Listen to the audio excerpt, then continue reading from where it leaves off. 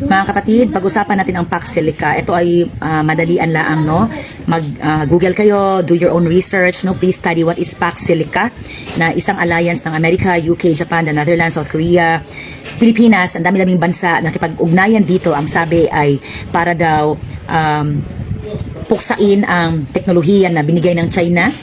Talagang threat sa kanila ang China, no? Na matatawa ka na lang ba dahil wala namang ginagawang masama talaga ang bansang iyan. Although ang mga tao, yung mga Chinese na iilan lang ay gumagawa ng mga pasugalan, ng anong mga kalokohan, but in reality, China has really helped the Philippines, no, especially sa infrastructure, sa mga produkto, maka-shopping nga kayo, maka-Lazada kayo, di ba? Alibaba, everything is made in China, except for the word China. So yun kapatid, etong geopolitical and technological alliance, no, na naipasa nila last year sa Washington DC, itong tawag na Pax Silica, na ang sabi daw dito ay para sa AI, semiconductors, tapos critical minerals, babantayan daw nila. Hindi nyo babantayan, nanakawin nyo. So mga kapatid, you dig deeper, pag-aralan nyo po kung paano tayo maapektuhan ng Pax Silica at paano nila uubusin ang lupa nating lahat. Because currently sa New Clark City ba na sa Pampanga, nandoon yung pila ba ito siya kahektarya na lupa na pinagamit ni BBM, 1,620 hectares, that's approximately 4,000 acres of land, no, nandoon ang Pax Silica. Ang sabi ng iba na makapag-produce daw ng trabaho, magiging high-tech na daw tayo, we'll be adapting the more high technology, modernization. Hindi ba nila naintindihan ang risk kung pati sa farming, sa lahat ng gagawin ay AI na? Wala sila nakaintindi niya, no? Hindi nila naintindihan ang robotics. Mawawala na po ng human workforce. Ang atin kayo na ang mag-dig deeper na to dahil nakakatakot po talaga ang ginawa nilang sabuatan. Hindi alam ng mga tao na ang ipinasang batas sa Pilipinas last year din, no, that is the Republic Act 12252, na dito sa Pilipinas ay pwede mag-upa ng 99 years ang mga dayuhan. Ito na po yung Pax Silica na ginawa ni BBM. And antabayanan nyo kung paano nila uubusin ang lupa ng tao. This is the start.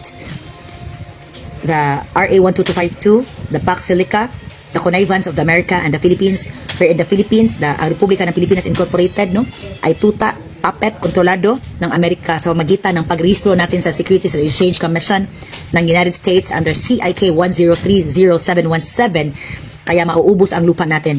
Remember mga kapatid that the civil government was introduced by the Americans sometime in 1901. Kaya patuloy ang land grabbing, patuloy ang pang-aabuso sa lupa, sa dugo at sistema.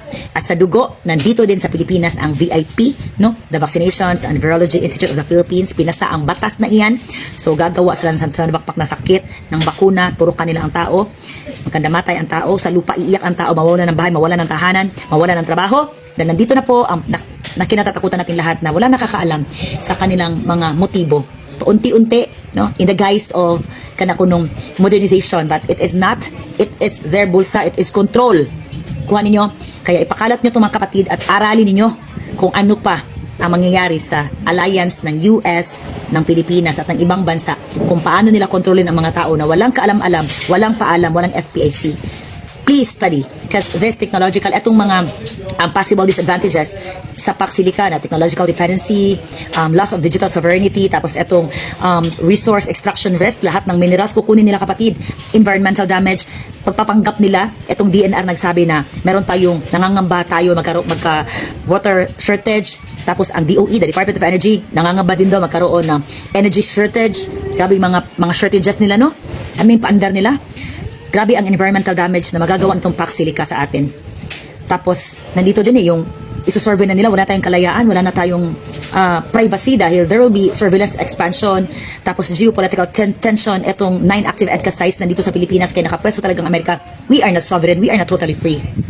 June 12, 1898, that's bullshit. There's no freedom at all.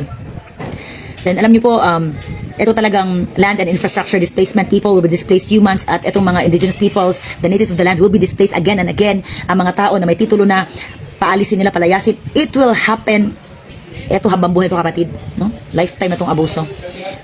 Hi, AI-driven job displacement and security centralization. Grabe no, because there will be a digital sabotage and we are, vulnerable to espionage yun.